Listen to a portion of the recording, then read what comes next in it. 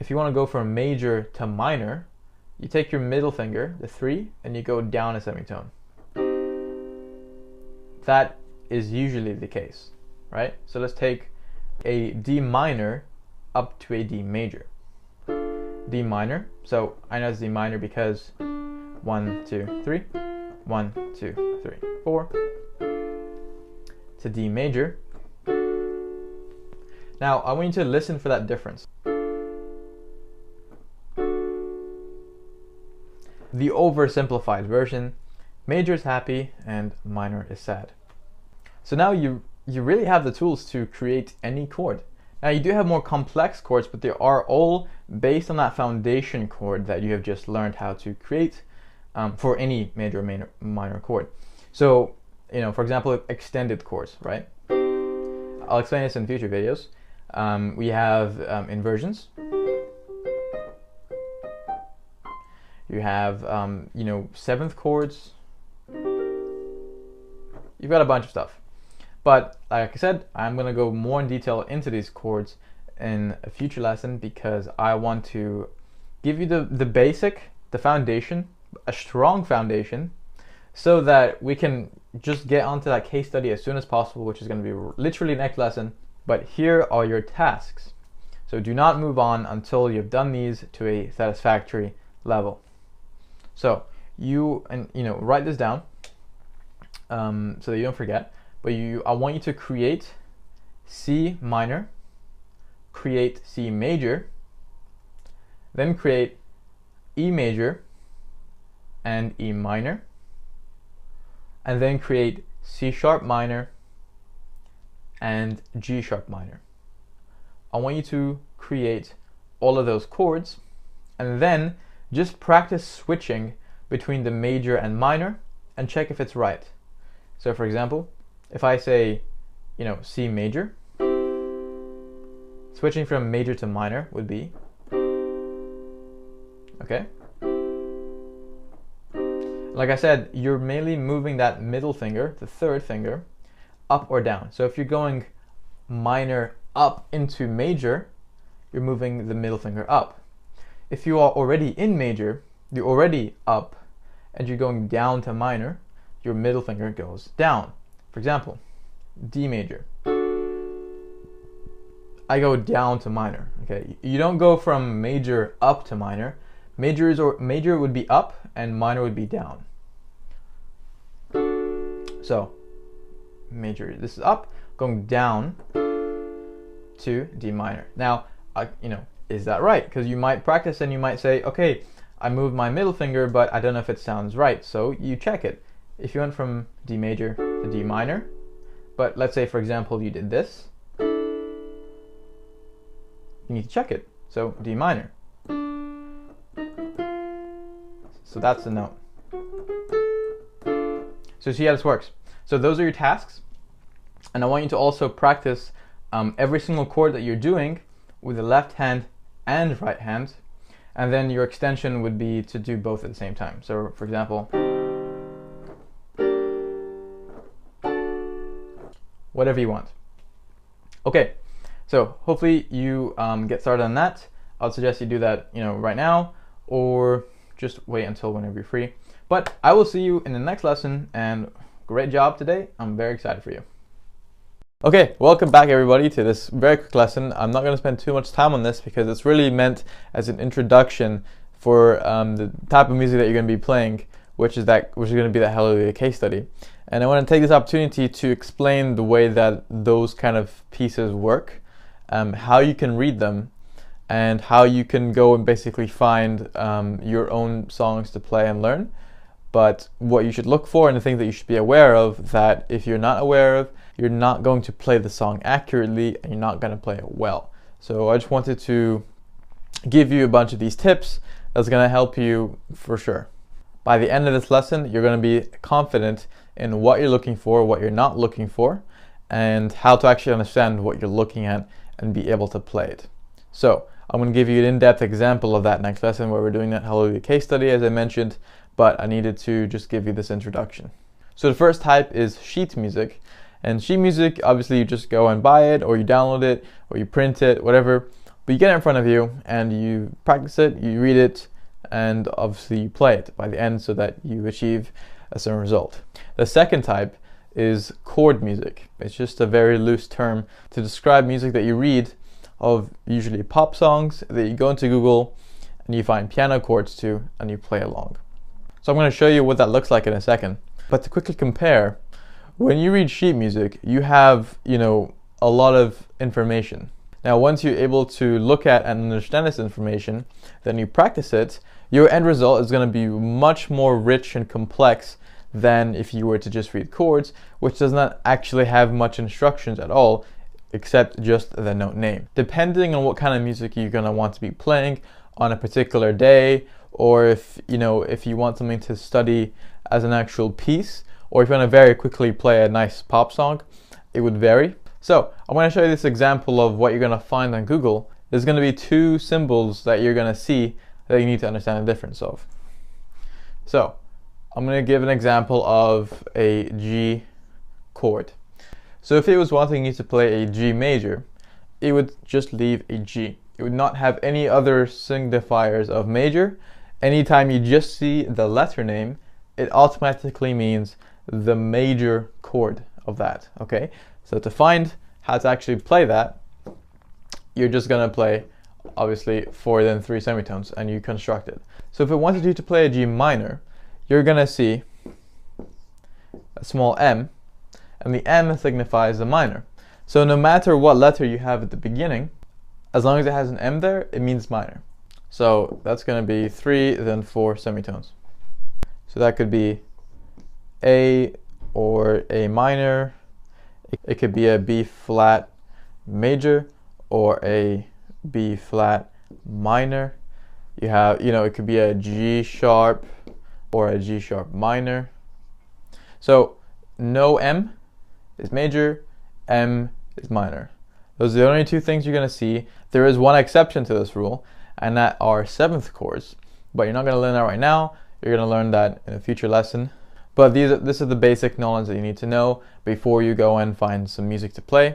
Because most pop songs out there are going to follow the structure. You're not going to find seventh chords very commonly. Okay, so the next tip I want you to keep in mind is the actual markings. Now, like I said, I am going to show you an example of this in a second, but let me just explain this first so you know what you're looking at. If you were to go and find a song, and let's say it was Hallelujah, these are some of the lyrics. It's like a lyrical extract of the song. Goes, well, it goes like this, the fourth, the fifth. So that's part of the song. Now, what you're going to find is that you have a certain chord over these lyrics. I don't know off the top of my head, so I'm just going to make them up. So don't take this seriously, but do take the actual positionings seriously. I'll show you. Here is an example of what you might find. Well, it goes like this, the fourth, the fifth. We have a C on top of the goes, so that's a C major. We have an F major on top of the, and a G major on top of the again. So you can see that it's asking you to play a C major on top of the word goes. Now it's at the beginning of the word, so that means that you play at the start of the word. You don't delay it, so you play well it goes instead of well it goes, right? Now sometimes, and this is the reason why I'm actually explaining this to you, sometimes the markings are not accurate. There's not really any particular clear reason as to why, but I can tell you as an absolute fact, the markings are not 100% accurate. So what do I mean by that? Sometimes it will tell you, well, it goes like this, the fourth, the fifth. And it's saying play the F on the. But in the actual song, you don't hear the chord change until fourth. So this is actually early. So when you're practicing the song, you're actually playing it wrongly. And obviously you don't want that because you're developing a bad habit. And when it comes to you singing along to it, when it comes to singing with your friend who knows it, that's going to cause some confusion. So what should you do about this? Well, you should listen to the song that you're going to be learning.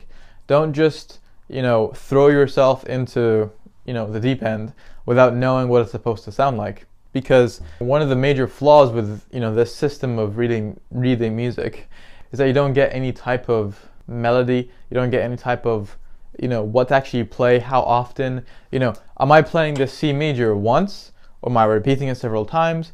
Am I playing both hands? Like, there's no information whatsoever. You only get the chord name. That's why you should listen to the song first, because you can hear it in the song that the C major goes, da, da, da, da, instead of just playing it once and then holding it. So what should you do when you find situations where the markings are wrong and you know that it's wrong? Well, don't follow the exactly as it says, just go with your knowledge of it. So if you know that the song is supposed to be, well, it goes like this, the fourth, the fifth, then move this F up to the fourth and move the G up to the fifth. Just look at it as a reference of what you're playing, but don't look at it as a reference for when you're playing it. So I'm going to show you online exactly what you should be looking for and how to gauge if the song that you're picking is actually within your means to play. Okay, so you can see here that I have typed in Hallelujah piano chords. Now I've got a bunch of links here. I have this one that pops out with this little example of what the website will be. But I've got a link to go check it out. I've got some videos. I've got some other websites and links. Now, what I want to make you aware of is that sometimes when you type in Hallelujah piano chords, or if you don't even type in piano, you just put chords, you're going to commonly come up with piano or guitar, and you have to be aware of what you're actually reading. So, for example, here, you can see it says Tabs Ultimate Guitar, and the title of Hallelujah chords. But these chords are actually for the guitar. And obviously, you can see that from here, that's obviously not for piano. Although guitar chords and piano chords are similar, and you could definitely play this on the piano, you should generally go for the ones that are for piano. So I'm going to go back up here. I'm going to try this one out. So I'm looking here, and I can see that we have all the lyrics, and we have the chord name above them. So you have the C, the A minor, we got F major, G major, C major, G major, and so on.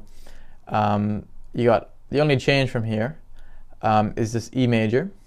So it's a very simple song, and definitely within your means to play, because there's nothing very complex here. So you could definitely play this. Now this is an example of a more difficult song. This is I'm Still Standing by Elton John. And here there's a lot of new information.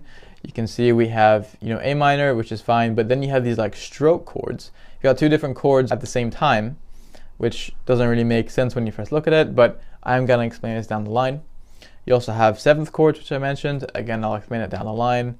And it's generally more complex chords than if you were to play a more simple song.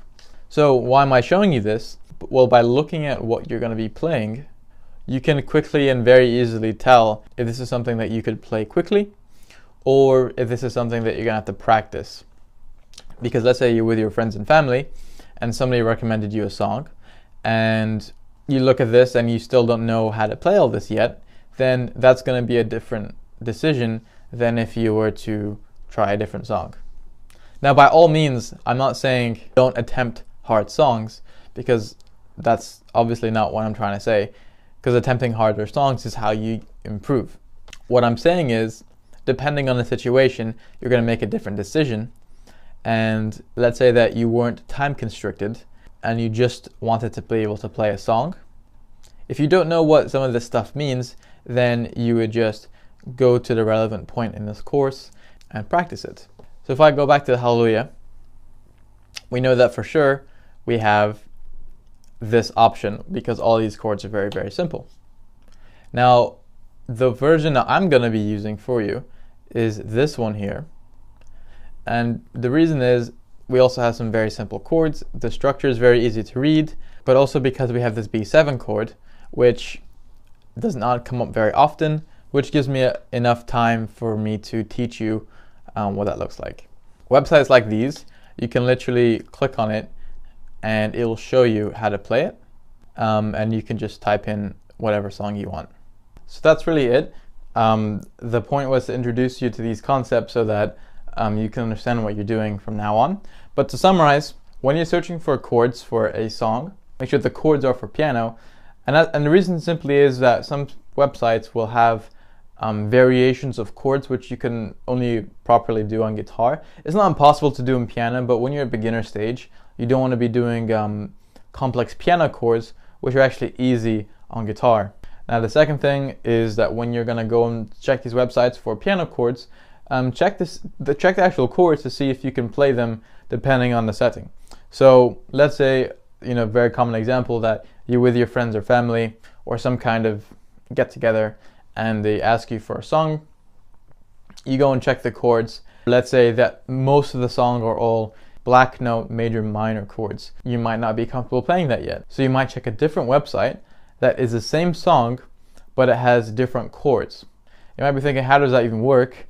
But it just means that whoever did that sheet has taken the entire song and just shifted it down or shifted it up so that the chords to play are easier. But it still sounds the same. And the last thing is that you should be aware that when you're looking at these chord sheets, they are not melody based. It is simply to accompany a singer or to accompany some kind of soloist or to accompany you if you're singing, to accompany something. Just be aware that the point is to accompany rather than to actually learn to play the song, because that's more of a sheet music thing. Okay, that's pretty much it. I just wanted to introduce this to you, and I will see you in the next lesson. Okay guys, welcome back to lesson 4, and this one's going to be a case study where we are doing Hallelujah. We're pretty much just going to be taking the chords and we're going to play along. I'll do my best to sing along, and so you can get an idea. You can sing along if you want as well. You just type in the song, piano chords, and then you can do it. But we're going to stick with this one, and we'll do that one together. And we'll go through it together, and it's going to really feel amazing because you're going to feel like this is a staple of your progress. This is literally, it's results. So if you enjoy this song, then all the much better. And if you don't enjoy this song, then you can still take this exact same method and apply it to whatever song you'd like to do. So we'll get straight into it. We can see that our introduction chords are G major, E minor, C major, and D major, and remembering that they're all major except the E minor because there's an M to symbolize the minor. So we're going to find G major. So we're going to find G. We know it's over here. So we're going to stick to the section just above middle C with the right hand. That's generally where you want to position your right hand, and you want to generally position your left hand below middle C, so in this area. So we have G. We're going to count 4 semitones up. 1, 2, 3, 4. Then we're going to count another 3.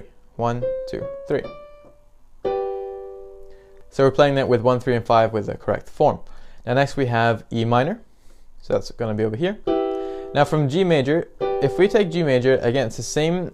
You're keeping the same form in your hand. You're just moving your wrist down by 2 steps. That's going to be E minor. And just to verify that it actually is E minor and not a different chord, we're going to take E.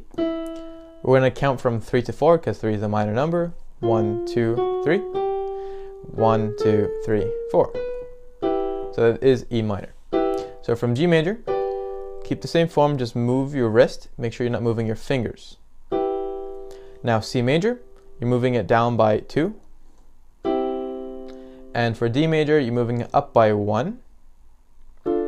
Except the middle finger is going to be playing F sharp. So for D major, it is from D, 1, 2, 3, 4, then playing 3, 1, 2, 3. So this is the only one where you're going to be moving your finger very, very slightly. Just make sure not to break your actual form. So this is what you should not be doing. So going from C, and then moving your fingers, and then doing D major, you should move your wrist up by 1 and just moving your middle finger up. That's all you're doing. So together they are.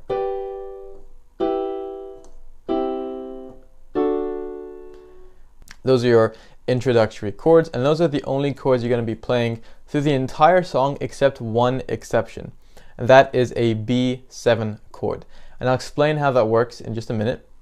But what you have to know now is that for the first verse, which I'm going to be playing for you, the progression is slightly different. So it goes from G to E minor, then G to E minor, and then C to D, back up G. So I'll play it for you to see what it sounds like. I'm going to add in the left hand just so that you can get a better idea of how it's going to sound by the end. But don't worry about that. We're just going to stick with the right hand when we play together. I've heard there was a secret chord that David played and it pleased the Lord, but you don't really care for music, do ya? And that's it. So, I was moving my hands from chord to chord fairly fast, especially for a new player. So again, don't worry if you feel uncomfortable with that. What you should be trying is just practicing that transition. So we're going to transition from G to E, then back up to G, then to E again, then C, and back up to D, and then back up to G. So we're going to play that, just that first half of that verse together, and I'm going to sing along to the lyrics so that you have a sense of time. I'm also going to snap my fingers.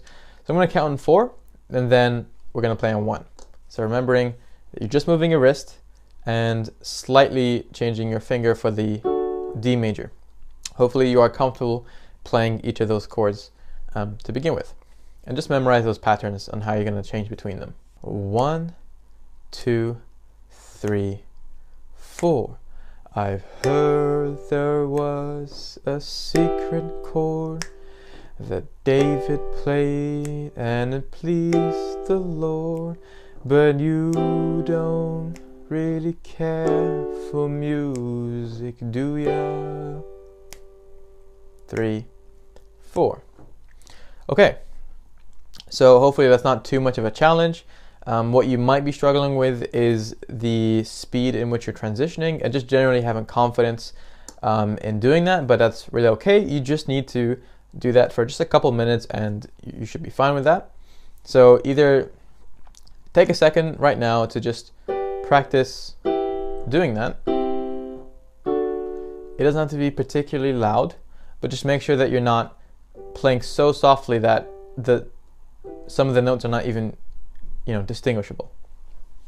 So I'm going to quickly go over how to play the last chord, which is a B7 chord. The rest of the chords Now this is a chord that is a bit more complicated than the rest, and they have different fingerings, but it's not a huge jump. It is just slightly different. This is how you play a B7 chord. So it sounds very unique, and that's because of that added 7th.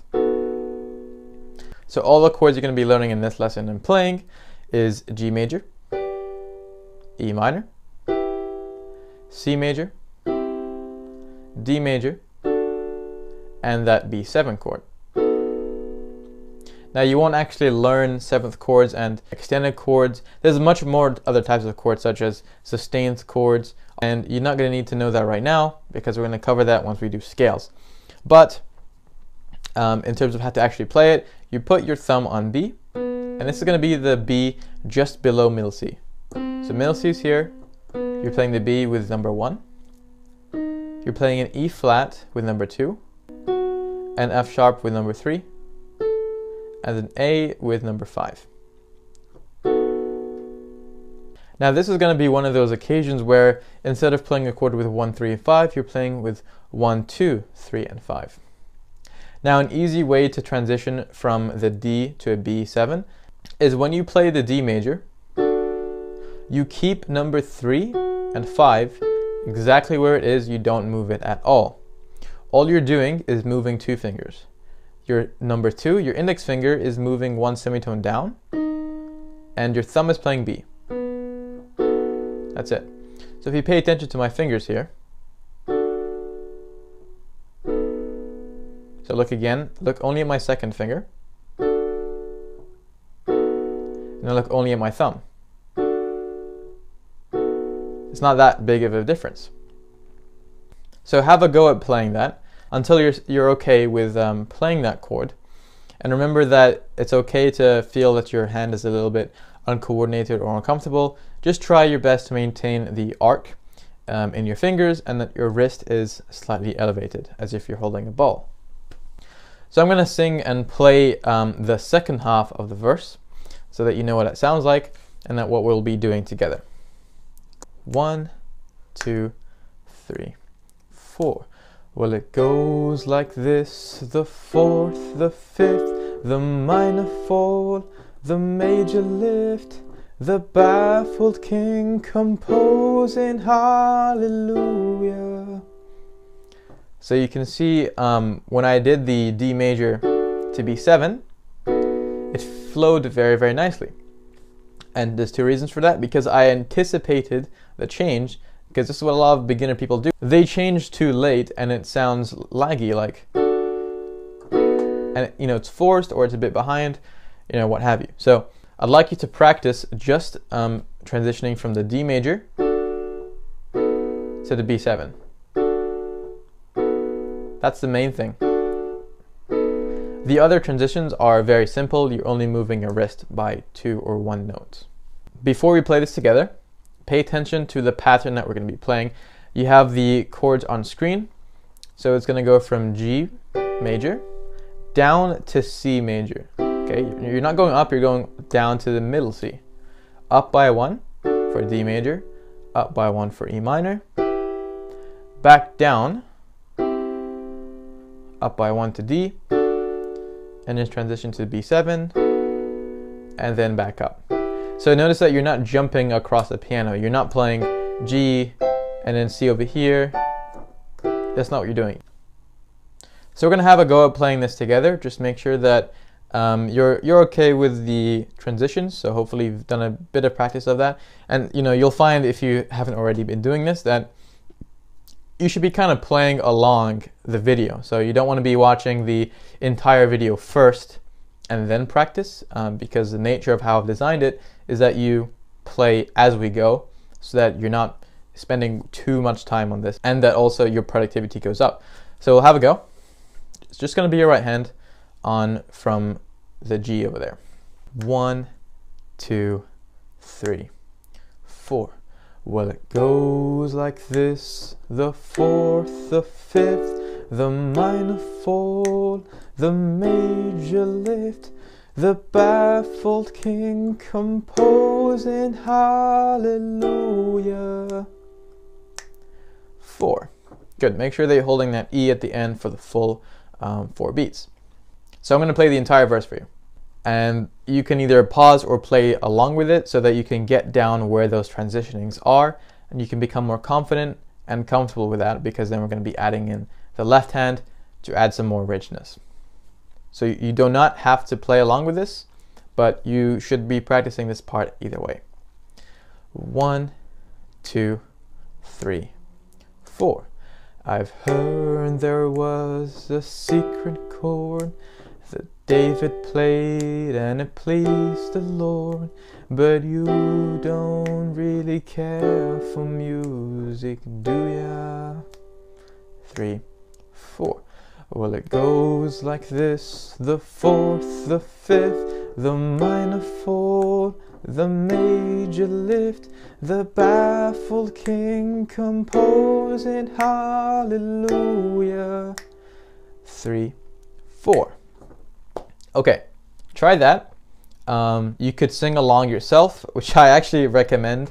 I'm going to play now with the left hand. So it's going to be the same concept as last lesson, where you're playing the root note of each chord in the left hand, but on the entire octave. So for example, when we're playing the G, we're playing the G in an octave there, and for E minor, and so on. So I'm going to play that for you, and then you can have a go at that and try practicing that. It's really the exact same principles as last lesson and this lesson, so I'm not going to spend too much time explaining how to do that. You're just moving your wrist in the same direction at the same time, so you can play along with this one if you like, or listen to it first and then go back and play along. 1, 2, 3, 4. I've heard there was a secret chord that David played and it pleased the Lord, but you don't really care for music, do ya? 3, 4. Well, it goes like this: the fourth, the fifth, the minor fall, the major lift, the baffled king composing hallelujah. 3, 4. Okay, so have a go at that if you haven't already. That is pretty much the entire song, actually, because the rest of it repeats. The only exception is the chorus, which I'll play for you very, very quickly because it's quite simple. If you want to have a go at practicing this as well, then go ahead and do that, and you can also do the rest of the song if you like. So I'll play from the end of the last verse. The baffled king composing hallelujah, hallelujah, hallelujah, hallelujah, hallelujah.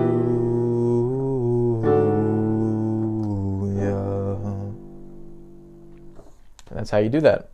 Alright, welcome back to this lesson, and in this one I'm going to be sharing with you something called inversions and how you can apply them and why they are important.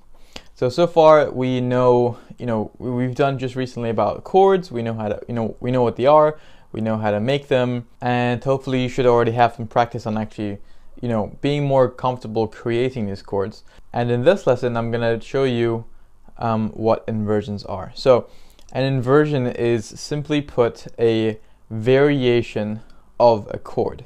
So for example, if I were to play C major, this is, the normal, natural version that we know. And if I were to make a first inversion, what I'm going to do is I'm taking the lowest note of this chord, right? So we have C, E, and G. I'm taking the lowest one, which is the C, which is also the root note because it's C major, so C would be the root, since that's what the chord is named after. I'm taking the C and I'm putting it an octave higher, right? So I'm taking the C, putting it here. So I can play the other hand for now. And then I'm going to let go of that note I just moved. So you're not, adding, you're replacing it, or you're actually moving it up the next octave, right? So now you've left with these. Now if I just rearrange my fingers to make it actually playable, this would still be a C major chord, but it's a first inversion. Now you can actually tell it's got the same kind of tone to it. Now you can actually do another inversion here. So I'm going to take this E, I'm going to throw it up here, and move my fingers around so that I can actually play these. So this would be a C major second inversion. So we have the root position, the first inversion, and the second inversion. Now what if I try to do another one?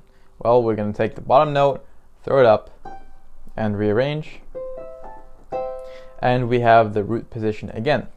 So why is that? We can only have a maximum of 2 inversions. Well, it's because you only have 3 notes that you're working with here. You can only swap it in that order so many times. Now this obviously works with any chord. Let's take E major. I'm going to do a first inversion, taking that, throwing up here. Definitely a more difficult chord to play than C major, so just remember that you're going to be moving your fingers inwards when you're playing chords with black notes. Now that's the first inversion. Second inversion, taking this, throwing up here. That's still an E major second inversion. And a third inversion would be back to root. While you are learning this and how you can apply this is what I'm going to explain in a moment. But first, I want you to just get to grips with actually doing this process. So it's very, very simple. You make your original chord and you take the lowest note and move it up an octave, then rearrange your fingers in ideally 1, 3, and 5 so that you can play that chord. And then you can do that a total of 2 times. So, just to alleviate some confusion here, this is called root position, not first inversion. This is a very common misunderstanding with beginner people. but this is root position. Now you might hear it be called natural position or initial position, anything like that, but anything that kind of gives you the meaning of root position, this is it, right? You can tell it's root by the chord name and the bottom note. So root, this is C major, and my bottom note is C, therefore this is root position. If I were to play a different chord like this, and I asked you, what is this chord I'm playing? You might think, okay, well, you're starting an E, therefore it's probably an E major or E minor or something. But going by just the sound of it, you might say major. Well, you'd be wrong, and here's how you figure out the answer. All root position chords follow the technique that I showed you earlier about chord creation with the semitones. So let me re-say that again. All root position chords, major or minor, follow that process of 4-3 or 3-4. So if you have a chord that is not following that, it is not a root position. So let me show you. This sounds like a major, so let's check if it is. This is our starting note, then we can count 4. 1, 2, 3, 4. We are already on the wrong note, so it can't be a major. Let's check if it's minor. 1, 2, 3, okay. 1, 2, 3, 4. Again, wrong note. If we were playing this one instead of that, we would be having an E minor. But because the note is not the B and it's the C, it is not an E minor, it's a different chord. So that was just to clear up some common misunderstandings. So let's get to the actual exercise here. I want you to create a first inversion of G major. Okay, so you're just going to pause the video right now and have a go at that on your own, then unpause when you feel like you're ready, whether you think it's right or wrong, and I'll show you how we do it. Okay, so we're going to take G major. So first we're going to find G, count 4, then 3. So 1, 2, 3, 4. 1, 2, 3. Right, first inversion. So we're going to do this process one time. We take our bottom note, which is the G, throw it up here. This is the note you're left with, and you're going to rearrange your fingers so that you can play it with one hand, because when you're actually playing something, you don't want to play chords like this. You want to play it with 1, 3, 5. So that's what it should sound like. This is not obviously specific to this octave. You can do it down here, or you can even do it with your left hand down there. Okay, next one. I want you to make an F minor second inversion. All right, so pause the video now and have a go at that. All right, so I don't expect you to just instantly play F minor just by your memory right now. So I'm assuming that you're going to be counting. So let's do this. We're going to go to F. We're going to count 3, then 4. 1, 2, 3. 1, 2, 3, 4. F minor. All right, so second inversion. First we'll do the first inversion. Bottom F, throw it up here. Play that. Kind of an awkward chord to play because it's quite stretched out, but as long as you're putting your fingers kind of into the black notes, it'll be easier to play, especially if you have the arc, nice form in your wrist. That's our first inversion. Now second inversion, we're going to take this G sharp and we're going to throw it up there. We're going to rearrange. So we have 1, 3, 5. That would be an F minor second inversion. So why am I teaching you this? Well, let's say that online you went to go find some music to play, like chordal based, like we just did with Hallelujah. You're going to find some things called stroke chords, which we're not going to cover right now, but those do include using inversions. Now also when you play actual pieces from sheet music, you're also going to find inversioned chords, and it's just good to have an understanding of what you're actually playing rather than robotically kind of going through note by note and playing. You instead want to have an actual understanding so that you can grow as a musician, not just a player. The other use for it is when you are composing or improvising, you know, any kind of activity where you're just kind of freestyling on the piano, not, you know, reading from something. Use of inversions is very, very good. And this is actually the reasons why songwriters use inversions, because songwriters are, you know, sometimes they are composers. You have some who just write lyrics, and you have some who do lyrics and the chords. And when they do that, they use these inversions that you are learning right now. So their purpose is to give more richness, more variety, some kind of dynamic that is different to the very basic and, you know, quote unquote plain chord harmonies that you find normally. So, you know, let me kind of demonstrate this. Normally with songs, you might find C major played like this. You know, I'm adding the left hand here because that is what you're going to be aiming for soon. Then you go to A minor.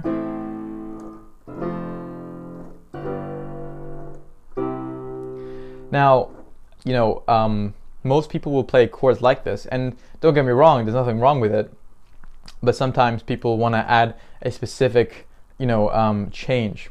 So they would add inversions in the right hand, for example. So instead of playing C major as the root position, they will do it as a first inversion. So we take that up, throw it here, and now you're left with this. But you still keep the left hand on the same, you know, note, because you're playing a C major, you know, chord.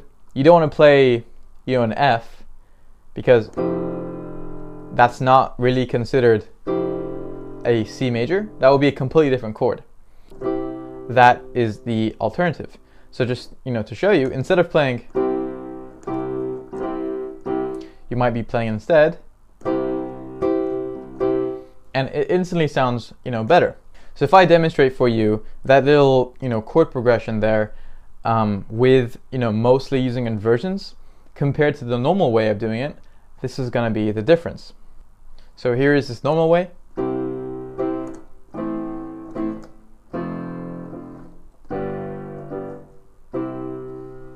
And here is the inversioned way.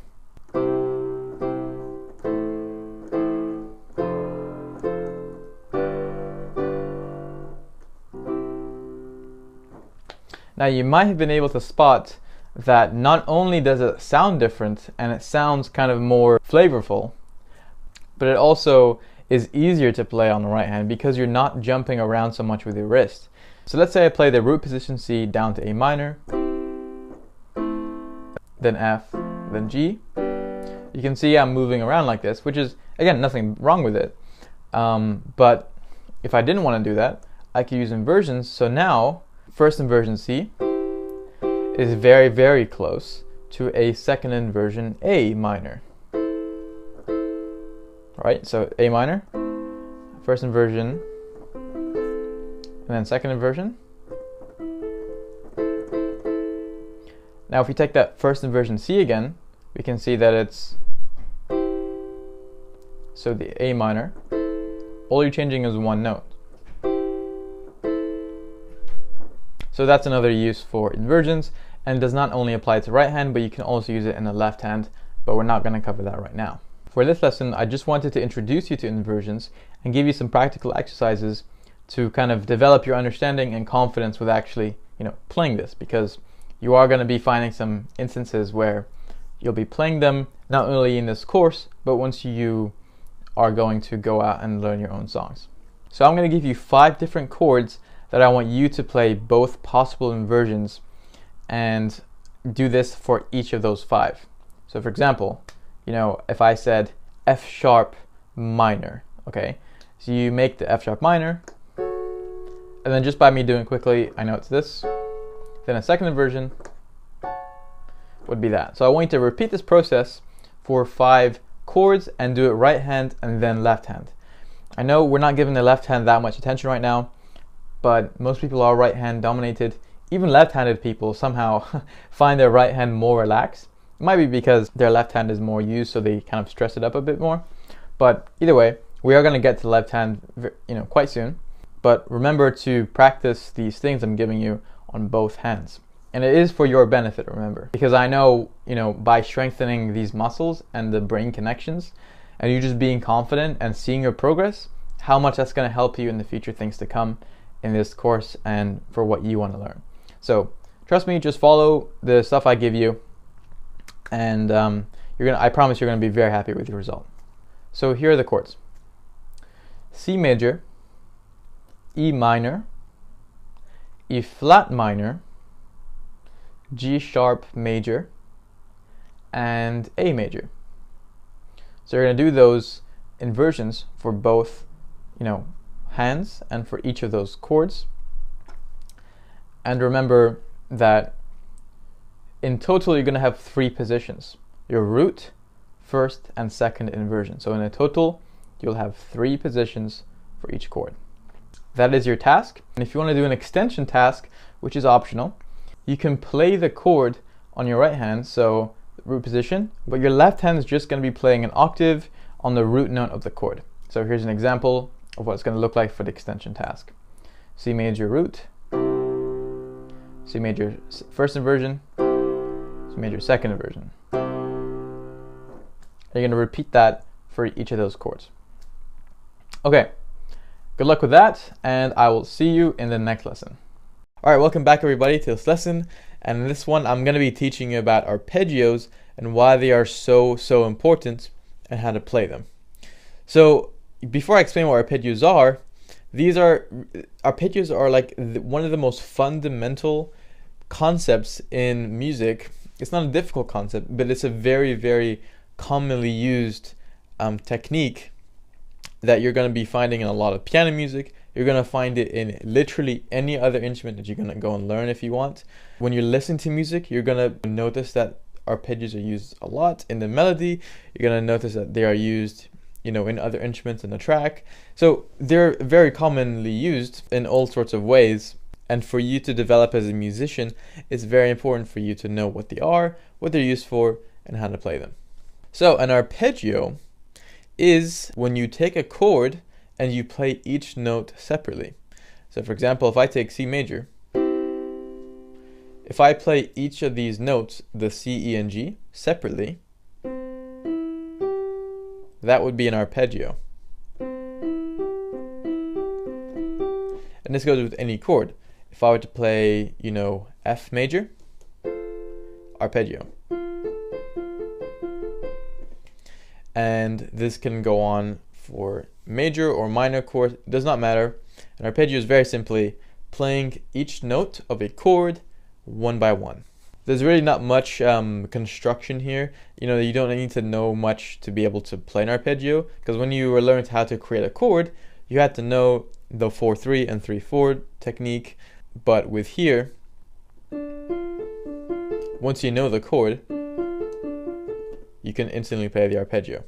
So if I asked you to play a G major arpeggio, you would create the G major chord. So a G, you count 4 and 3, 1, 2, 3, 4, 1, 2, 3. Now we have these notes, and you're going to play them one by one.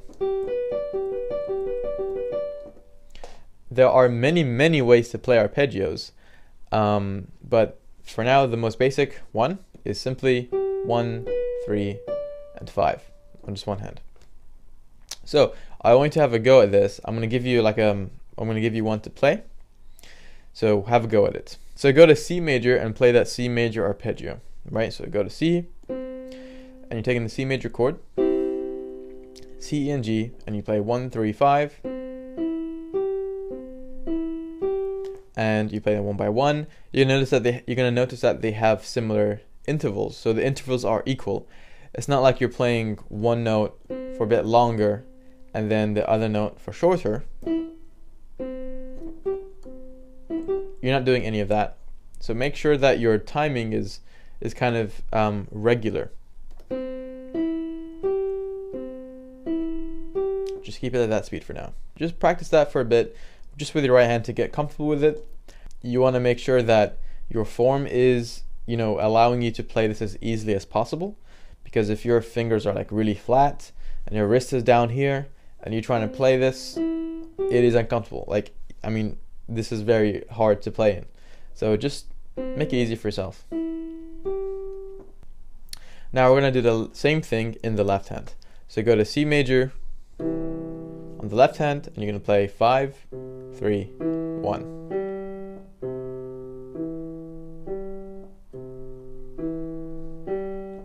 So I'm going to count for you first, 1, 2, 3, and then we both come in on the 1. I'm going to explain this more in detail, soon, but for now, just come in on the 1, and then we play together. So here's an example: 1, 2, 3, 1, 2, 3, 1, 2, 3. So let's try that together. You're going to go on your left hand on the C major arpeggio. So I'm going to count 3 first, and then we come in on 1. 1, 2, 3. 1, 2, 3. 1, 2, 3. For some of you that might seem a bit too slow, or it's too easy, but the purpose of this is just to get you used to playing, equally in time, because we're going to start to make it harder. Now do the same thing on your right hand. So you're going to go C major again, and we're going to play right now. So I'm going to count 3 first, and then we play on 1. 1, 2, 3. 1, 2, 3. 1, 2, 3. Okay, so that I would call that level 1. Now, please go through that again if you're not comfortable doing that yet, with each hand separately, because it's best that you are comfortable doing that before we move on to the next level. So have a go at that again if you're not already comfortable, and if you are, then we'll just move right on. So here's level 2. We're going to play both hands at the same time. Might be a bit intimidating, but I promise you it's very, very easy. So you're just going to put both your hands on C in the correct places. So your left hand will be 1 octave below middle C. You're going to put your pinky there, 5, 3, 1, on the C, E, and G. And the same on the right hand from middle C, 1, 3, and 5. And here's what you're going to be playing. So here's, the example: 1, 2, 3, 1, 2, 3, 1, 2, 3. That's it. So have a go practicing that just now. Before we play it together. You can pause the video right now if you want, and all you're doing is playing the arpeggio left to right, going upwards.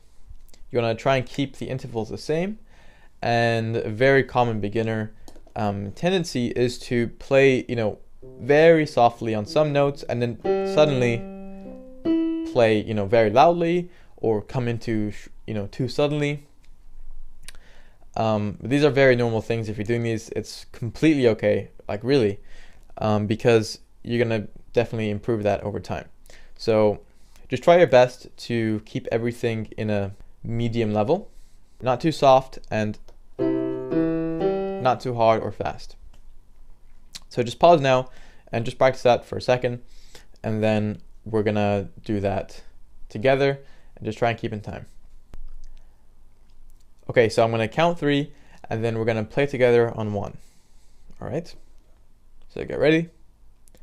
1, 2, 3. 1, 2, 3. 1, 2, 3. Good. We'll do that one more time, and we're going to do that twice. So that time we did it, once through, and then now we're going to play it twice. So that's the fast version. Obviously, we're going to take it much slower. So 1, 2, 3. 1, 2, 3. 1, 2, 3. 1, 2, 3. 1, 2, 3. Okay, no matter how you did there, I can guarantee it was better than you did at the very beginning. So either way, now you know kind of what to expect, and this is the level that I'd like you to be, playing at comfortably.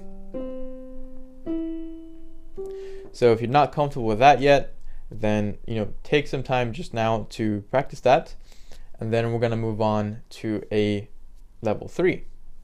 So in level 3, we're going to do the exact same thing as level 2, but we're going to up the speed a bit, and we're going to go up and down rather than just up. So here's an example. I'm also going to be counting it slightly differently. So see if you can spot the difference. 1, 2, 3. 1, 2, 3. 1, 2, 3. 1, 2, 3. 1, 2, 3. 1, 2, and then you go again.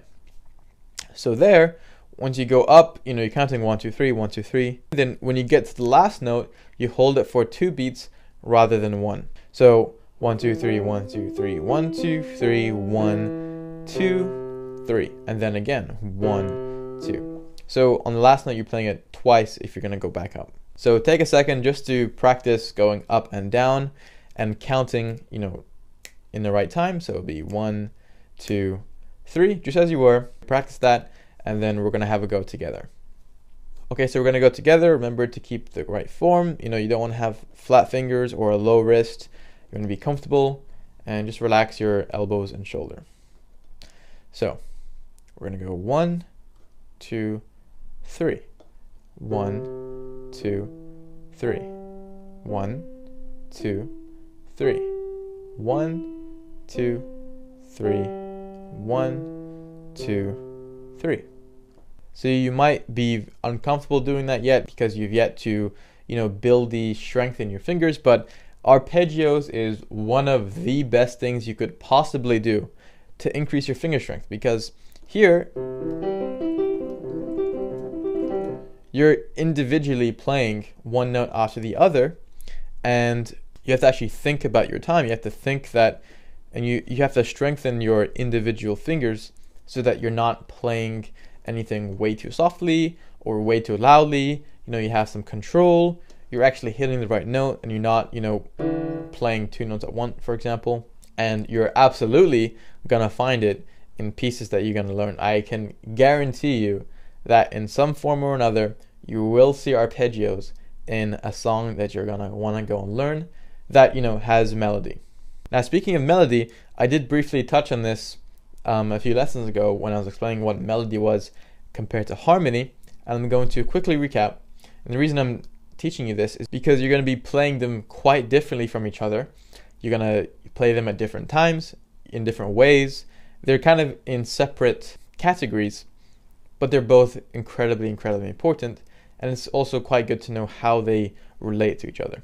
So, to recap, melodies are when notes are played one after another, and harmonies are when notes are played at the same time. So an example of melody would actually be an arpeggio because you're playing one note after the other. Now with harmonies, if you were to play a chord, one hand, 2 hand, doesn't matter. Chords are also harmonies. But again, it's not just chords that are harmonies. Anytime you have 2 or more notes playing at the same time, that's a harmony. So again, they could be completely unrelated, or they could be related. And I'll explain, this relation thing also later. So now that hopefully you're more comfortable with arpeggios, we're gonna play an exercise that I will create for you. Like I'll compose it for you, and then we will do that together. Now this is going to be a very common thing that you're going to see throughout this course, where I will compose something specific to the exercise and concepts that I want to be teaching you, because frankly a lot of materials out there that teach concepts like melodies and harmonies and arpeggios versus chords, the sound of them is quite like cheesy almost, like it's way too simple. There's no like middle ground. It sounds too childish even. So what I like to do is compose something that will sound really nice, that you can actually enjoy playing, but you'll also benefit hugely from the actual exercise itself, that's based on where you are if you're following this course chronologically. So here's what we're going to be playing together. We're going to do a C minor arpeggio instead of a C major arpeggio. So C major would be this. and a C minor, right? Because that's C minor chord. And then we're gonna raise this pinky up to this A flat. And then back down to C minor. Now I'm gonna explain this so that you can actually understand and not just, robotically follow everything without having any idea why that works. So when you playing this C minor arpeggio, this is, very naturally the C minor arpeggio. There's nothing different about it. But when we raise this pinky here, the sound quality kind of changes. It's moving in a different direction. But the reason that sounds that way is because it's actually an inversion. This is an arpeggio inversion. Now let me show that to you. If we go to C minor, that we're in our natural position. Then I'm going to go to A flat major, which is here. Why I picked this one is another concept of music theory, which I'm not going to explain now. But we're going to go to the A flat major here. Then I'm going to do a first inversion. So I'm taking this A flat and I'm throwing it up here. And now the notes I'm left with. And there you go. That is a first inversion A flat major, which is very close to the C minor. So for that reason, that's how that works. So here's what we're going to be doing together. And this is the right hand. I'm going to still be counting in 3. So 1, 2, 3. 1, 2, 3. 1, 2, 3. 1, 2, 3. 1, 2, 3. Back down. 1, 2, 3. 1, 2, 3. Back up. 1, 2, 3.